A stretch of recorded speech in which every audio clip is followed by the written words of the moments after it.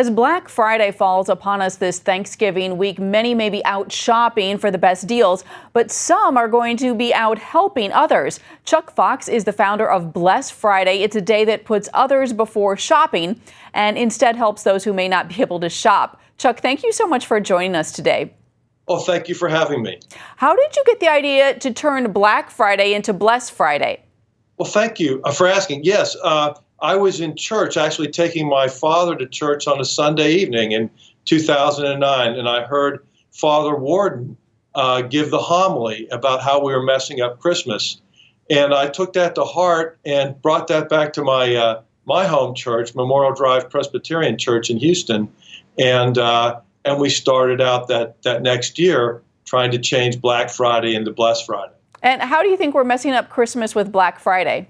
Well, there's nothing wrong with having an appropriate number of or amount of presents, but I think that people forget that Christ is the center of Christmas, and when we focus on buying things and getting things for ourselves, we lose track of why Christ came to earth, and it was to provide an example for us and to bring us salvation. And so we should have more of a thought on and a focus on Jesus at this time of year. Okay, so since 2009, what has happened? Well, we've spread. Mostly, we have about 6 or 7 churches in Houston that participate every year. We have, and they're Episcopalian churches, Presbyterian churches, Baptist churches. This year, we got Trinity Church of God, which is a Pentecostal church in East Texas, and we also have a Catholic church that participates and sends people to a homeless shelter up in Seattle, Washington.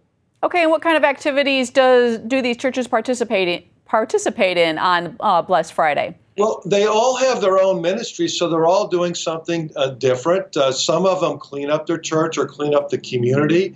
The church that I'm in, we're sending people to the Beacon, which is a homeless center, and also having people work at Vital Living and preparing their home of mentally challenged adult, preparing that for Christmas.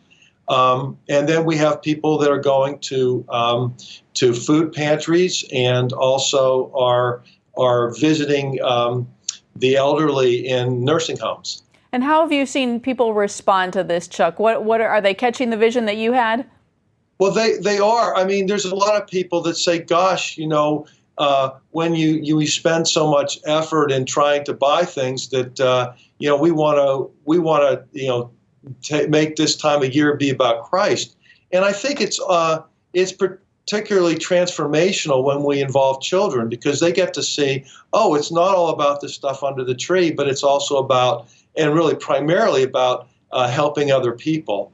And I think when you start out well, you take a first few steps and help other people at Christmas, it transforms the way that you see the whole season, and you experience God's love. Well, I personally think it's a fantastic idea, and I'm not a shopper, so I love it also for that. Would you like to see this idea take off around the country? Do you have any plans to expand it? We're trying to expand it, and it's anybody that wants to be involved can be involved. I would love that if you decide to get your church involved or a Christian organization involved, that you'd contact me, but you don't have to.